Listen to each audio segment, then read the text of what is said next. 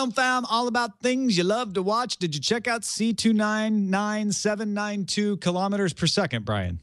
Wow, did I miss this story? Because I have no idea what you're talking about. Fill me in here, man. Okay, this was a Kickstarter-backed film. Project was funded in December 2011.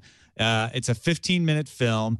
Budget of $40,000, finally out and available on Vimeo, and it is just gorgeous. Director Derek Van Gorder used a very low-budget tricks to make this film just look amazing. Took advantage of the low-light capabilities of digital cameras to make it look dark and brooding. Team used dim-colored lights to set the mood and hide the low-budget set. Used projectors for the ship's user interfaces and for nearby planets.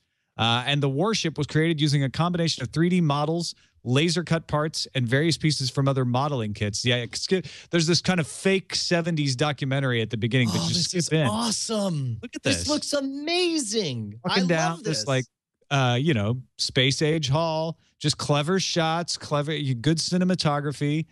And a pretty good story, actually. I mean, I wasn't sure. Sometimes I'm like, I'll watch these things anyway just because they're pretty. But I got sucked into this story. I want to see more. I want to see what happens next.